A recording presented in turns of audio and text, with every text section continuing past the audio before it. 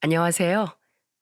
인생 최고의 행복을 누리고 있는 30대 후반 남자입니다.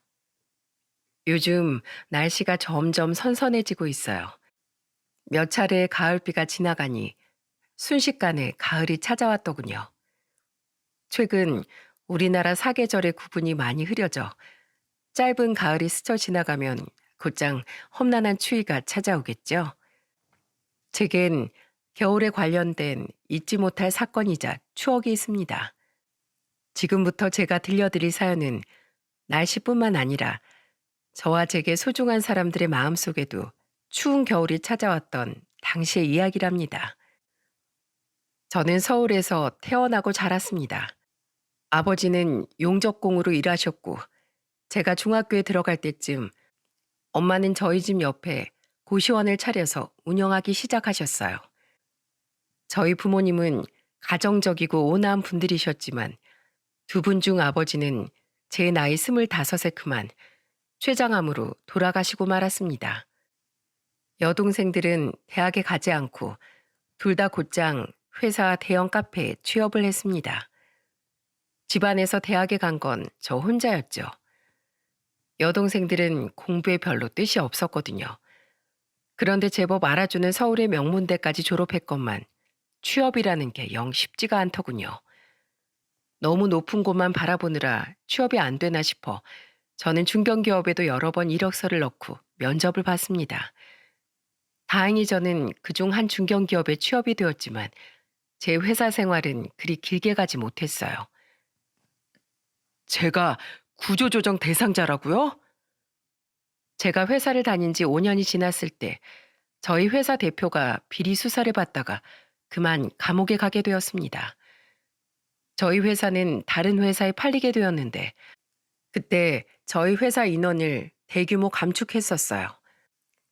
그 수많은 사람들 중 한 명에 제가 당첨되고 말았던 겁니다. 그렇게 저는 하는 수 없이 회사를 그만두게 되었죠. 그런데 제 취업이라는 게 정말 쉽지가 않더라고요. 회사를 나올 당시 제 나이가 33이었는데 장작 2년이라는 시간 동안 저는 제 취업을 하지 못했습니다. 시간이 흐를수록 나라 경제가 점점 더 안 좋아져 오히려 직원을 구하기보단 직원을 내보내는 회사들이 많아지다 보니 백수 탈출의 기회는 자꾸만 멀어져 갔죠. 답답하고 자존감이 떨어졌습니다.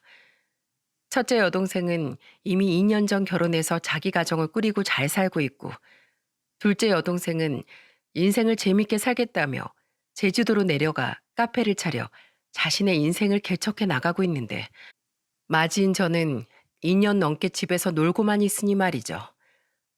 어느 날 저는 답답한 마음에 한강공원으로 갔습니다.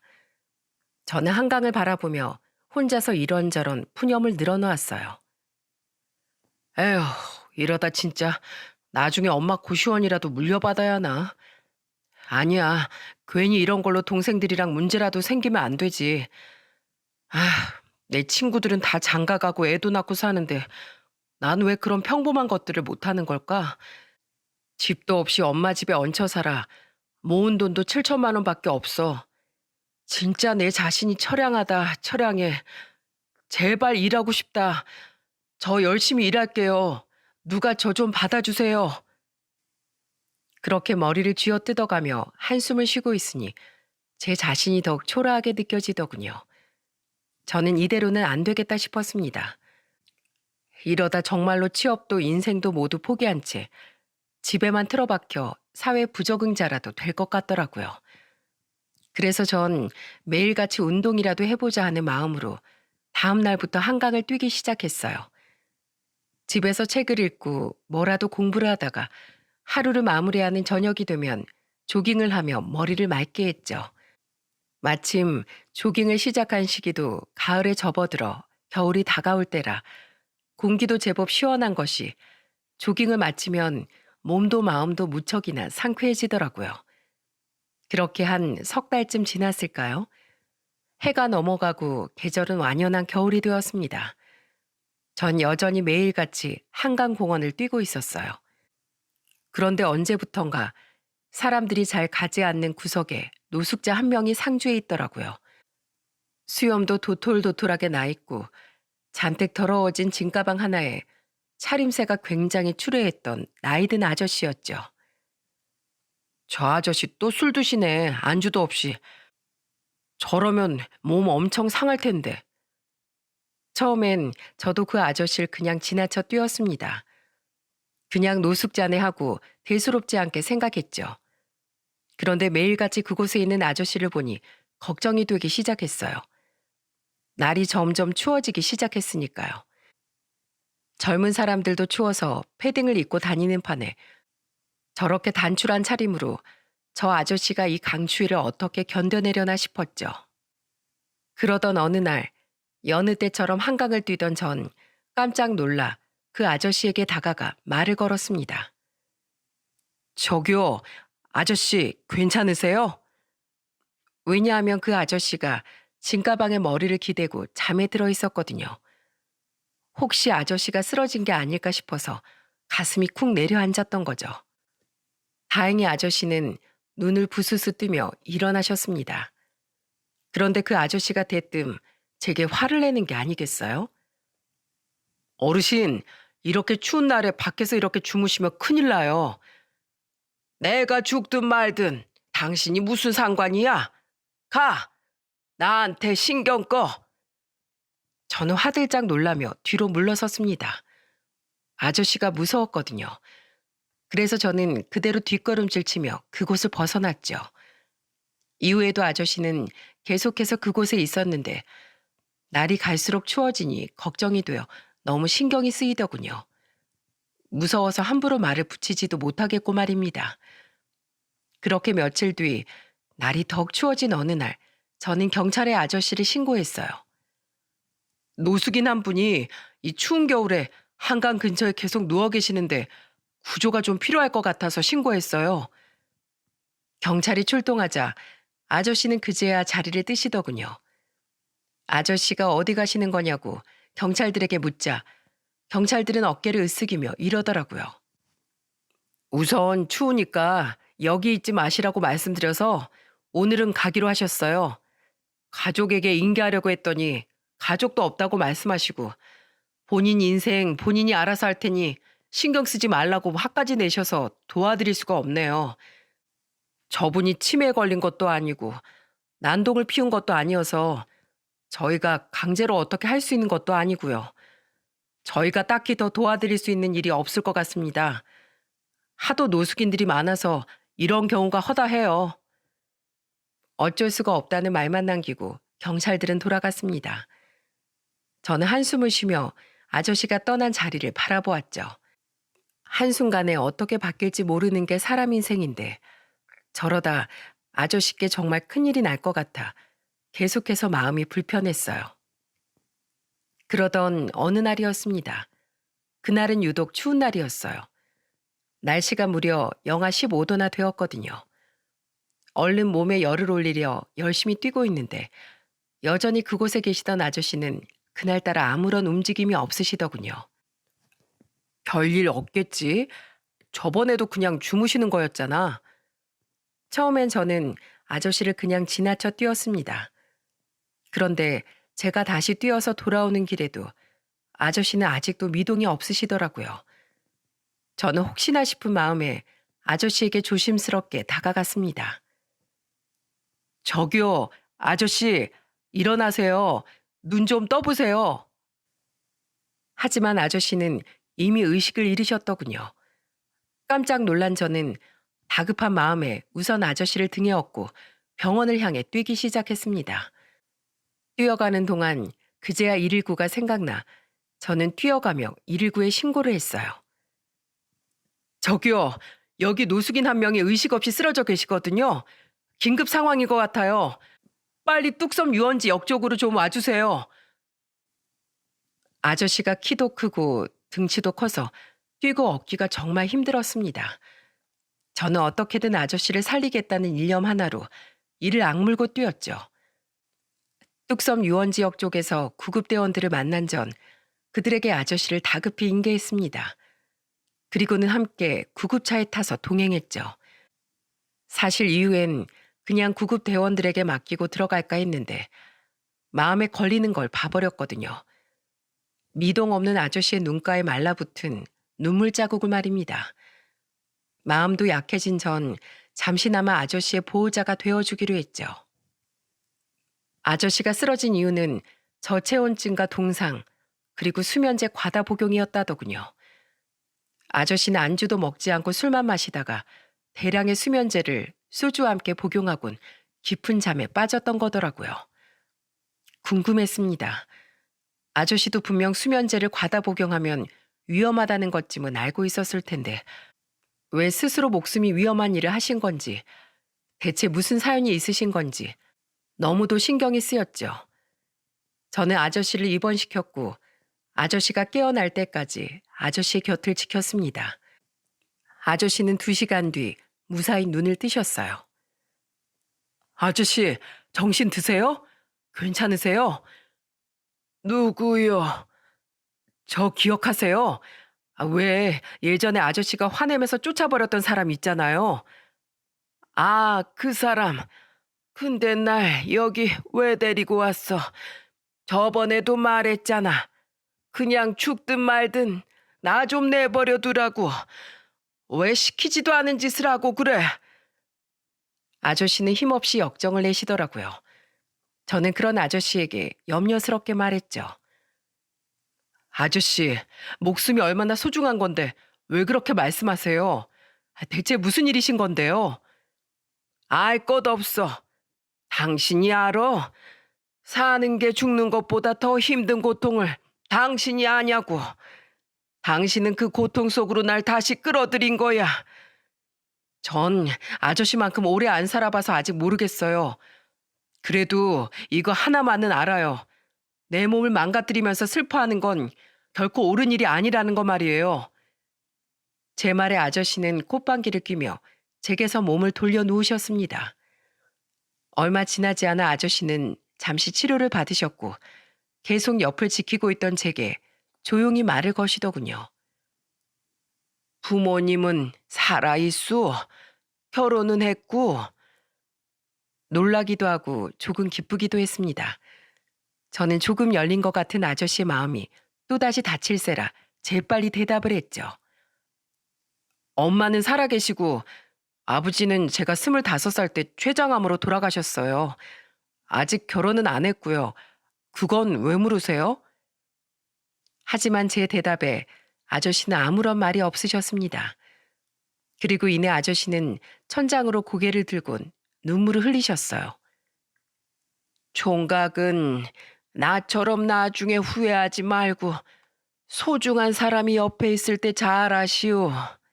그러지 못하면 막상 그 사람이 옆에 없을 때 뼈에 사무치도록 후회할 거요. 세상에 그만한 고통도 없지요. 이제 됐으니 그만 돌아가시오. 하지만 저는 걱정이 되어 아저씨를 그냥 내버려 둘 수 없었습니다. 병원에선 아저씨에게 2주 정도 치료를 받아야 한다고 했는데 제가 없으면 아저씨가 멋대로 퇴원을 하실 것 같아서요. 게다가 퇴원한 이후엔 다시 이번처럼 위험한 일을 하실 것 같아 너무 걱정이 되었죠. 그래서 다음날 저는 아침 일찍 다시 아저씨를 찾아갔습니다. 아저씨는 저를 보며 인상을 쓰시더군요. 뭐야? 또 왔어? 총각 백수요? 일 없어? 아, 티가 나나요? 네, 저 백수 맞아요. 시무룩해하는 저를 보며 아저씨는 당황을 하더군요. 아저씨는 흠흠 하고 헛기침을 하며 말씀하셨죠. 요즘 청년 실업률이 그렇게 높다더니 나라가 문제야 문제. 아무튼 그만 와. 한강에서도 그러더니 왜 자꾸 내 주변을 어슬렁거려? 그냥 걱정이 돼서 그러죠. 아저씨가 또 나쁜 생각을 하실까 봐서요. 저는 영어 공부도 하고 노트북을 들고 가 자소서를 쓰고 이력서를 넣는 등 아침부터 저녁까지 아저씨의 곁에 붙어 있었습니다. 아저씨는 그런 저를 귀찮아하셨지만 그렇게 며칠이 지나자 나중엔 적응을 하셨는지 저와 곧잘 대화도 나누셨어요. 또 편의점 도시락 사온 게야? 나가서 제대로 된 끼니를 차라리 사 먹고 와. 그 사이 도망 안 갈 테니까. 이게 싸고 양도 많아요. 백수한텐 이 정도도 가분하죠. 내일부턴 도시락 싸우려고요. 맛있는 거 있으면 아저씨 반찬도 좀 싸올게요. 됐어. 반찬은 무슨. 귀찮으니까 제발 오지 말고 그냥 뜨신 집밥 먹으면서 집에 있어. 그만 좀 오라고. 아저씨는 제게 관심을 보이시면서도 한편으로는 여전히 저를 귀찮아하시더군요. 또 어느 때는 열심히 이력서와 자소서를 작성하고 있는 저와 노트북 화면을 번갈아 보며 물으시더라고요. 취업 준비한다고 했지? 세상이 참 달라졌어. 취업 문턱은 높아졌지만 그만큼 퇴사율도 높아졌다는군. 모든 사람들이 금방금방 그만둔다면서 말이야. 전 아니에요. 취업만 되면 정말 끈기 있게 열심히 일할 거예요. 전 회사에서도 정말 밤낮 안 가리고 일했었다고요. 회사가 저라는 사람을 믿고 뽑아준 건데 남의 돈을 받으려면 그에 상응하는 노력을 하고 책임을 져야 하지 않겠어요? 아저씨는 저를 보고 고개를 끄덕이며 그런 제 자세를 알아줄 회사가 언젠간 나타날 거라고 격려까지 해주셨습니다. 저는 제발 그러길 바란다며 아저씨에게 웃어 보였죠. 아, 그러니까 그 중요한 취업 준비 불편하게 여기 와서 이러고 있지 말고 제발 집에서 좀 하게. 진드기도 아니고 사람이 왜 이렇게 끈질겨? 오지 좀 마. 물론 그 뒤엔 아저씨의 짜증 섞인 타박을 들어야 했지만요. 그렇게 아저씨의 퇴원날이 되었습니다. 아저씨는 한강에서 지내실 때보다 훨씬 안정되어 보였고 건강도 많이 좋아져 있었어요. 하지만 저는 걱정이 한가득이었죠. 그동안 퇴원 후에 어디로 가실 생각인지 계속해서 아저씨께 물었었는데 아저씨는 이후의 일은 더 이상 신경 쓰지 말라며 제게 아무런 말씀도 해주시지 않았거든요. 그러다 어느덧 퇴원날이 되어버린 거죠. 그런데 그날 예상치 못한 사람이 병원으로 찾아왔더군요. 어? 엄마? 그 사람은 바로 저희 엄마였어요. 이미 제게 들어 엄마는 아저씨가 입원했던 병원의 위치를 알고 계셨거든요. 아저씨의 이름 또한 알고 있던 엄마는 아저씨께서 입원한 병실 호수를 간호사에게 물어봤다고 말씀하셨습니다. 안녕하세요. 동윤이 애미 되는 사람입니다. 말씀 많이 들었습니다. 아, 네. 여긴 어쩐 일로? 실례가 안 된다면 뭐 하나만 여쭐게요. 혹시 여기서 태어난 후에 머무실 곳이 있으실까요? 그건 제가 알아서 하겠습니다. 더 이상 전 도움을 받고 싶지 않아요. 병원비도 납부하실 필요 없습니다. 그 정도 돈은 저도 있어요. 제가 이미 다 납부했습니다. 깜짝 놀랐어요. 확인해 보니 아저씨의 병원비는 정말 전부 납부되어 있는 상태더군요. 아저씨, 무슨 돈이 있으셔서 그걸 다 납부하셨어요? 제가 내드리려고 했는데. 됐어. 나 그렇게 염치 없는 인간 아니야. 돈이 없었으면 애초에 이렇게 오래 입원해 있지도 않았어. 그동안 고마웠네. 아저씨는 낡은 짐가방을 간이 서랍장에서 꺼내며 작별 인사를 하려고 하셨습니다. 그런데 그런 아저씨에게 엄마가 한마디를 하시더군요. 그리고 엄마 입에서 나온 말은 저뿐만 아니라 아저씨 또한 무척이나 놀라게 만들었어요. 선생님, 제가 작은 고시원을 하나 운영하고 있습니다. 그리고 지금 마침 빈 방이 있어요. 따로 갈 곳 없으시면 당분간 거기서 지내시는 게 어떨까요? 아, 물론 돈은 받지 않겠습니다. 예? 왜 그렇게까지 저한테 호의를 베풀어 줍니까? 놀란 아저씨의 물음에 엄마는 옅은 미소를 띠며 말씀하셨죠. 우리 아들이 선생님께서 또다시 노숙을 하진 않을까 무척이나 걱정을 했어요. 저 또한 선생님에 대해 아들에게 들었던 터라 마음이 편하지 않았고요. 선생님, 세상에 수많은 사람들 중에 우리가 이렇게 만난 것도 인연 아니겠습니까? 그 소중한 인연을 이렇게 끝내버릴 수는 없지요. 정 부담스러우시면 이렇게 하세요. 제가 방을 내어드리는 대신 선생님께선 제 아들의 인생 선생님이 되어주시는 게 어떨까요? 저한테 뭘 배울 게 있다고요? 부담스럽습니다. 전 밖에서 지내는 게 더 편해요. 아저씨는 엄마의 설득에도 고개를 내저으셨습니다. 저는 그런 아저씨를 붙잡고 싶었어요. 엄마가 내어주신 호의를 꼭 아저씨가 받아주길 바랬죠. 저는 아저씨께 팔짱을 끼며 투정 섞인 말투로 졸랐어요. 아저씨, 그러지 말고 우리랑 같이 가요. 네? 아유, 정말 지긋지긋해. 그렇게 오지 말래도 꾸역꾸역 오더니 마지막 날까지 또 왜 이래? 나 이제 건강하다고. 혼자서도 알아서 잘 살 거라고.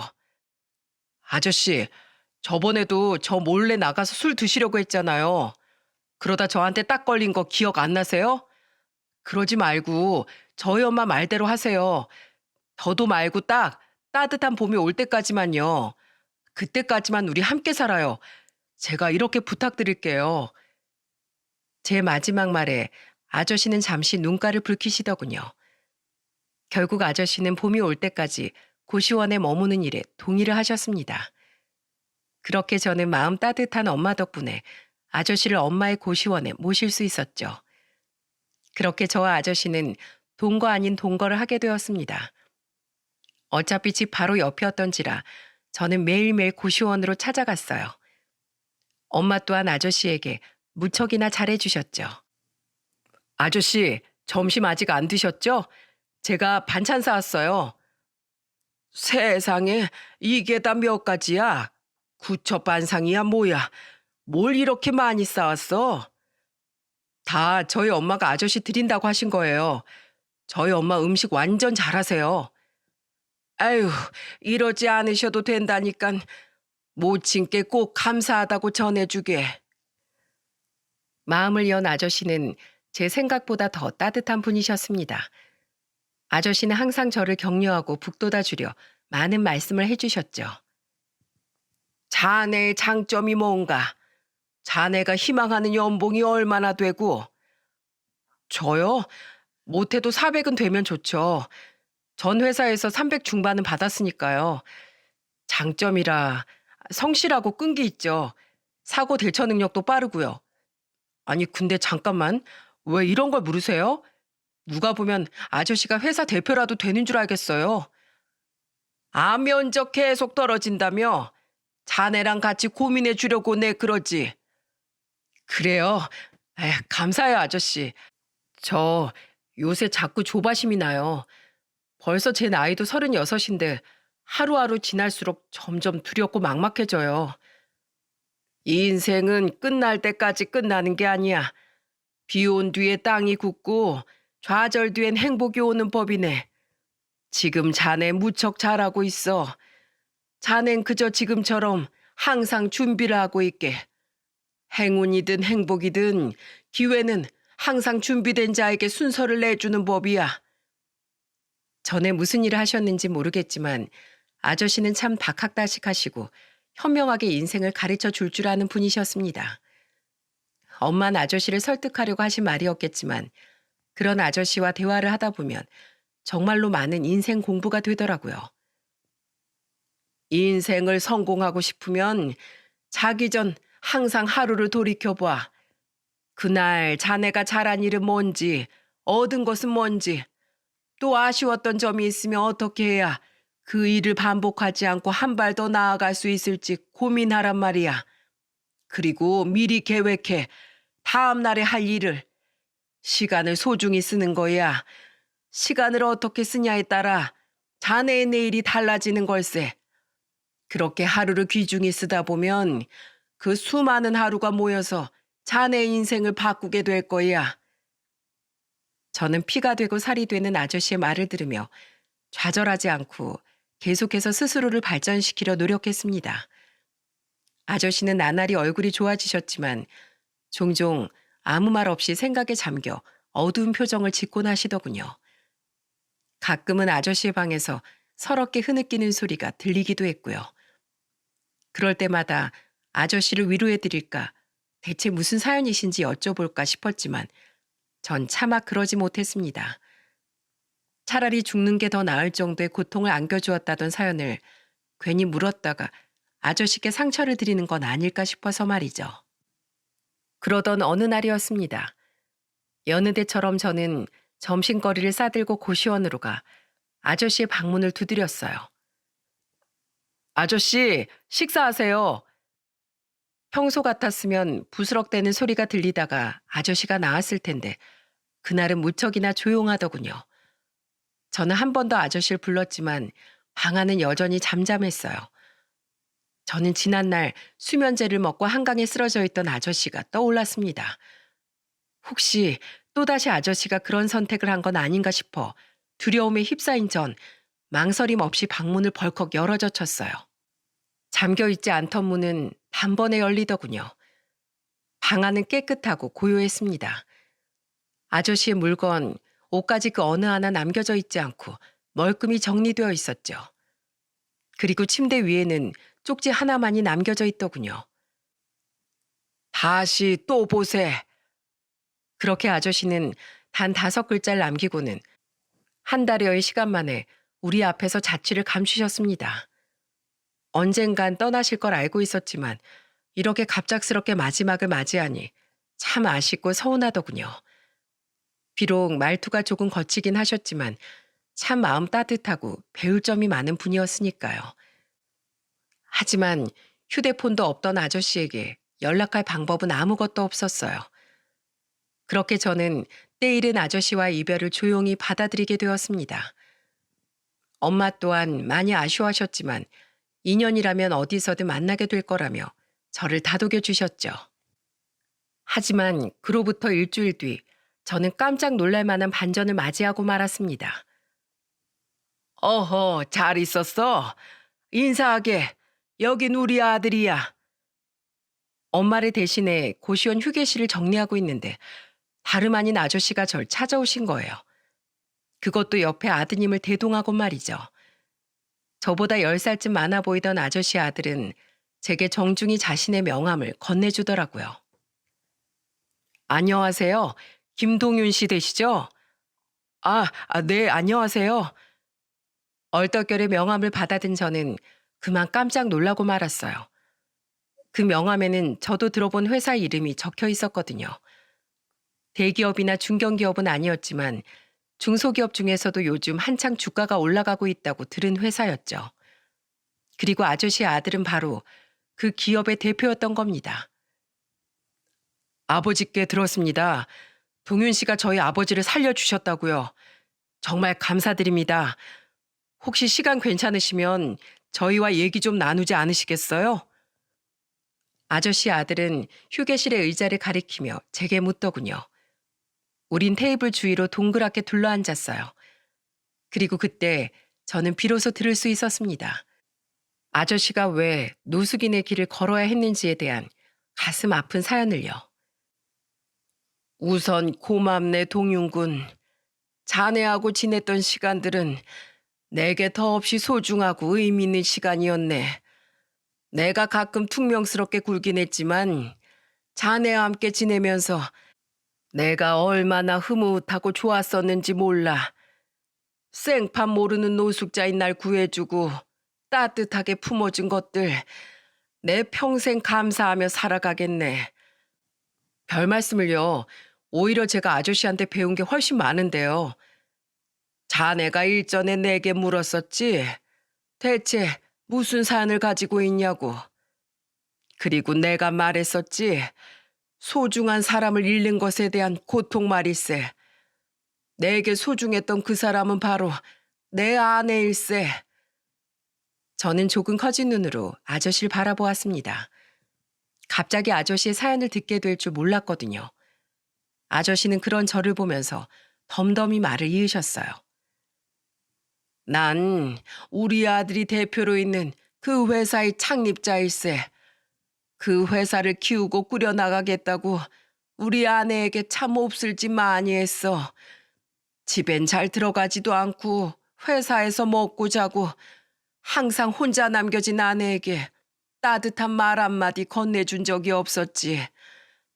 아내가 복통으로 병원에 실려갔을 때도, 집에 화재가 나서 난리가 났었을 때도 난 아내에게 바로 달려가지 못했어.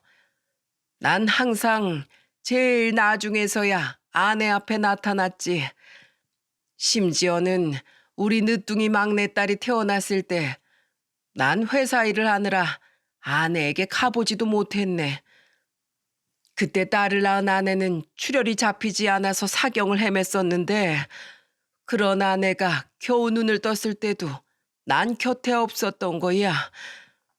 회사 일도 중요하지만 내게 가장 중요했던 건 아내였는데, 바보 같은 난 그 중요한 걸 깨닫지 못하고 한심한 짓거리를 해버린 거지. 이후 아내는 나한테 말도 별로 걸지 않고 우리 사이는 점차 대면대면해졌어. 뒤늦게 아내한테 사과를 했지만 아낸 내게 마음을 돌려버렸던 거야. 아저씨는 쓰게 웃으시더니 잠시 말을 멈추셨습니다. 갑자기 감정이 복받치신 듯 했죠. 아저씨 아들은 아저씨의 손을 가만히 잡아주었어요. 아저씨는 자신의 손등을 포갠 아들의 손을 바라보다가 다시금 입을 여셨습니다. 그렇게 아내와의 관계를 회복하지 못한 채 난 계속해서 바쁘게 살았네. 어떻게든 아내의 마음을 풀어주었어야 했는데 바쁘다는 핑계로 난 때를 놓쳐버렸지. 난 내 나이 70에 아들에게 회사 대표 자리를 넘겨주었네. 이후엔 이제 아내와 시간을 보내며 지난 날에 대한 사과를 하며 살고 싶었어. 하지만 이미 때는 너무 늦은 뒤였지. 아내가 그때 백혈병에 걸리고 만 거야. 그때부터 내 인생이 무너지기 시작했네. 아내는 무척이나 고통스러워하다가 1년이 넘는 투병 끝에 끝내는 눈을 감았지. 난 그런 아내 옆에서 한시도 떨어지지 않고 간호했었어. 그동안 내가 주지 못했던 사랑을 어떻게든 표현하려고 노력했네. 그런데 아내가 내게 뭐라고 했는지 아나? 필요 없다더구만. 왜 여태껏 한 번도 자기 옆에 없다가 죽을 때가 되어서야 남편으로 돌아왔냐는 거야. 50년에 가까운 세월 동안 남보다도 못한 일벌레로 살다가 왜 이제 아내를 위하는 남편인 척 가증스럽게 구냐는 거지. 자기는 이제 남편 없이 사는 세월에 익숙해져 있다더군. 나 그 말에 정말 큰 충격을 받았네. 내가 그렇게 아내에게 못난 남편이었는지, 나에 대한 아내의 원망이 그토록 깊었던 건지 난 미처 몰랐었네. 회사라는 큰 그림자에 가려져 그 긴 세월 동안 혼자서 울고 있던 아내를 난 내팽개쳐 두었던 거야. 결국 아내를 병에 걸려 죽게 한 건 나일세. 오랜 시간 아내가 키워온 마음의 병이 결국 아내를 그런 병에 걸리게 했을 테니까. 아저씨는 끝내 손으로 눈물을 훔치시더군요. 아저씨 아들은 옆에서 고개를 푹 숙인 채 이야기를 듣고 있었죠. 저는 아저씨에게 휴지를 건네드렸고 아저씨는 제게 고맙다고 말씀하셨어요. 아내는 끝내 날 용서하지 않은 채 세상을 떠났네. 자기를 이런 마음이 가득 찬 인생을 살게 한 난 좋은 걸 먹을 자격도 좋은 곳에서 잘 자격도 없다더군. 세상에서 가장 중요한 게 뭔지, 내가 뭘 놓치고 살았는지 꼭 깨닫고 자기가 세상을 떠난 후엔 고통스러워하고 반성하며 살아가라며 눈물을 흘렸어. 그 증오 섞인 말을 유언처럼 남기곤 아내는 눈을 감았네. 그 뒤로 나는 엄청난 괴로움에 시달렸어.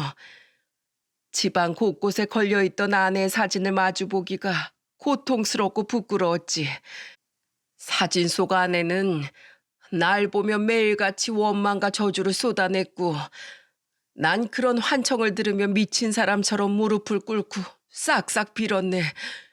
미안하다고, 잘못했다고 말이야. 정작 회사를 키웠으면 뭐하나.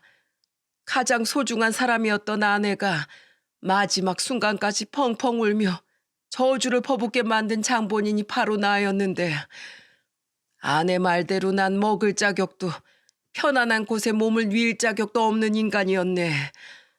그래서 결국 난 집을 나와서 길바닥 생활을 시작했어. 그 집에서도 노숙을 하면서도 나는 매일같이 악몽을 꿨어. 죽은 아내가 내게 저주를 퍼붓는 꿈, 지난 과거와 달리 막내를 낳고 사경을 헤매던 아내에게 당장 달려가는 후회 가득한 꿈들로 나의 밤은 가득했지. 하루하루가 정말 고통이었네. 난 후회라는 고통 속에서 몸부림쳤어. 더는 살고 싶지가 않았단 말이야. 결국 난 먼저 간 아내 곁으로 가서 생전에 못다한 사죄를 하자고 마음먹었다네. 후회라는 고통에서 벗어나고 싶었지.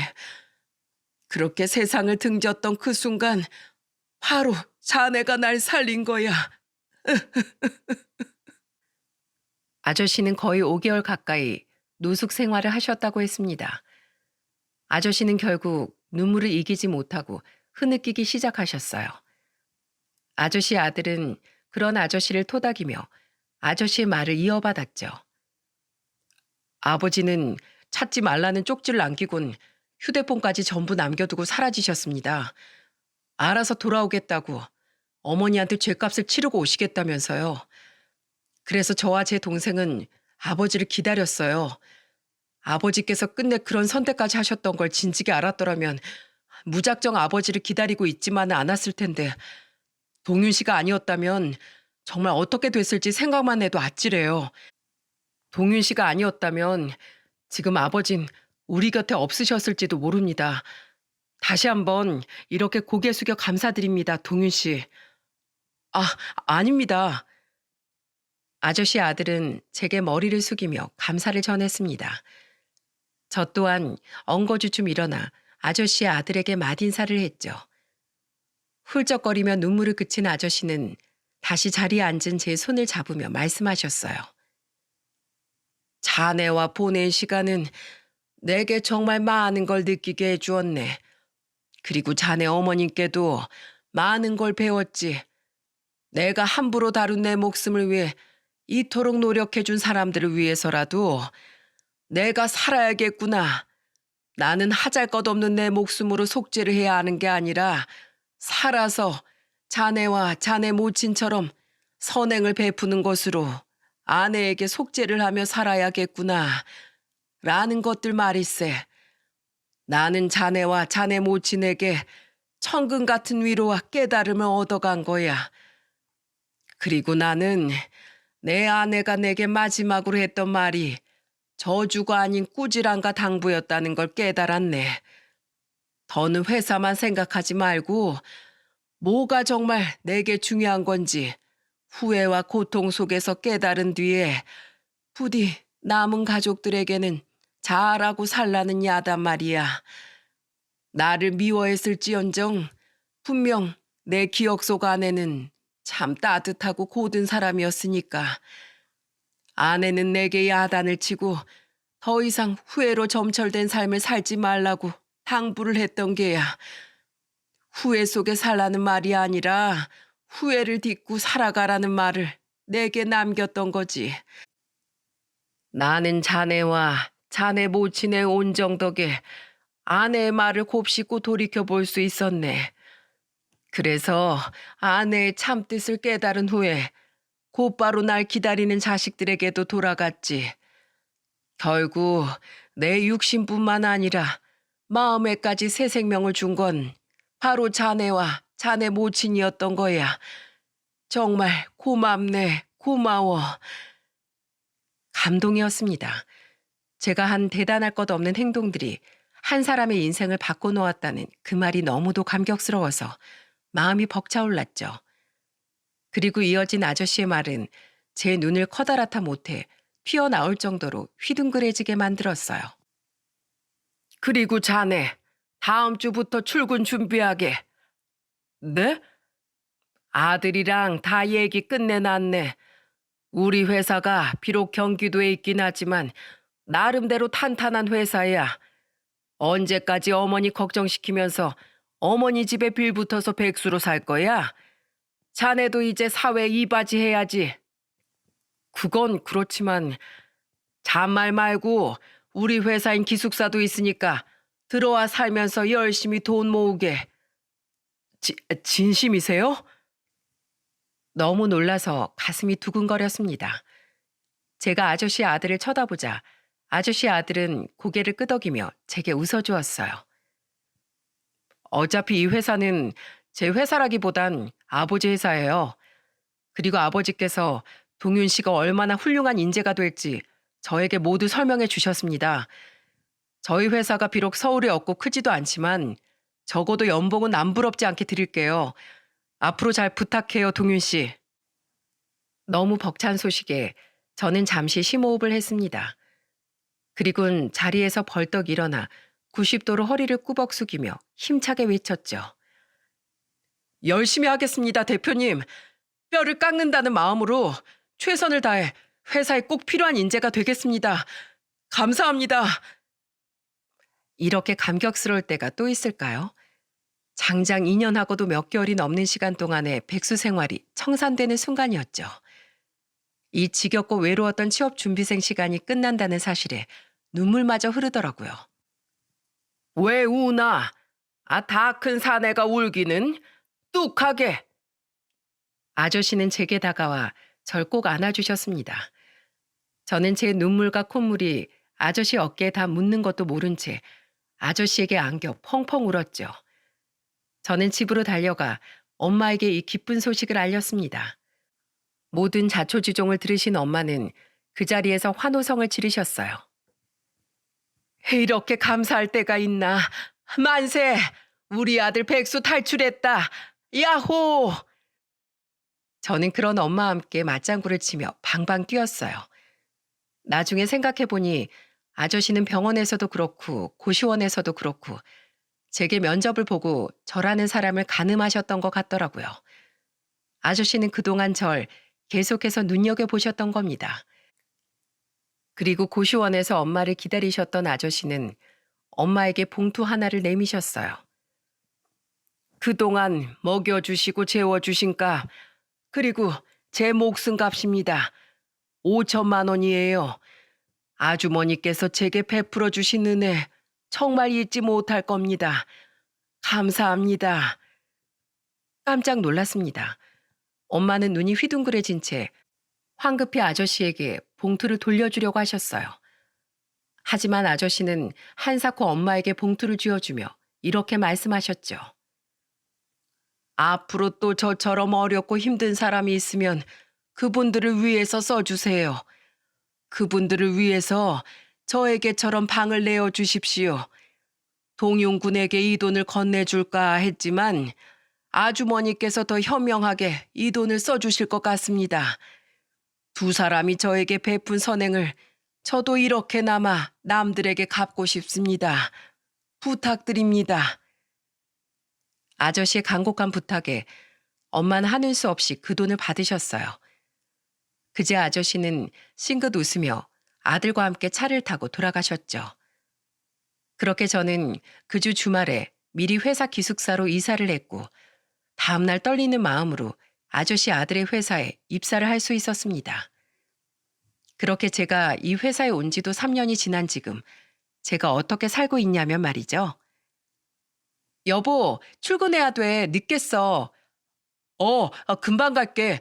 내려가서 차 시동 좀 걸어놓고 있어. 저는 이곳 회사에서 평생의 제 짝을 만나게 되었습니다. 그리고 처가 식구들 또한 저와 더 없는 가족처럼 지내고 있죠. 김서방, 이거. 대표 매제가 됐다고 빠진 거야? 대표가 출근하는 시간에 같이 출근해? 오빤 왜 맨날 이 사람한테 장난질이야. 차가 막히면 좀 늦을 수도 있지. 그 처가 식구들이란 아저씨 아들이었던 회사 대표님과 아저씨였습니다. 아내는 바로 아저씨의 늦둥이 딸이었어요. 참 대단한 인연 아닙니까? 대표님뿐만이 아닌 아저씨의 딸도 이 회사에 다니고 있었더라고요. 그리고 우리를 이어주었던 건 다름 아닌 아저씨였죠. 야, 은정아, 너 동윤이랑 같이 점심 먹고 와라. 야, 은정아, 내가 오늘 저녁에 연극을 예약해 놨거든. 동윤이랑 가서 보고 와. 은영아, 이번에 중국 출장권 있지? 그거 윤이사한테 말해서 동윤이랑 은정이 둘이 다녀오게 해라. 야, 은정아, 내가 환전도 미리 해놓을 테니까 일 끝나면 동윤이랑 한 이틀 놀다 와. 아저씨는 은퇴를 하셨는데도 종종 일을 보러 회사에 나오셨어요. 그럴 때마다 아저씨는 대놓고 저와 아내를 엮으셨죠. 처음엔 곤란하기도 하고 직원들에게 눈치도 보였어요. 하지만 일을 하며 겪어본 아내는 똑똑하고 참 선한 사람이더군요.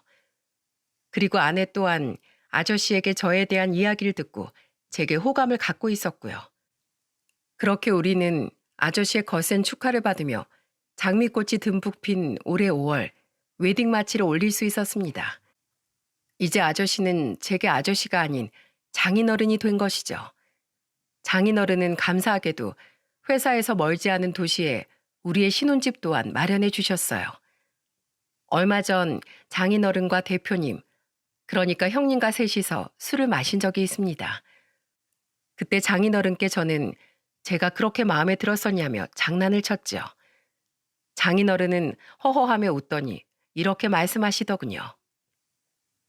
그래, 자넨 내가 본 사람 중에 가장 인성이 탁월한 사람이야.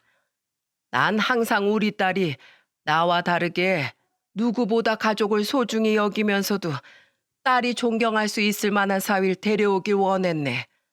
그런 내게 자넨 내가 딱 그려왔던 사윗감이었지. 그렇다고 너무 자만하지 말게.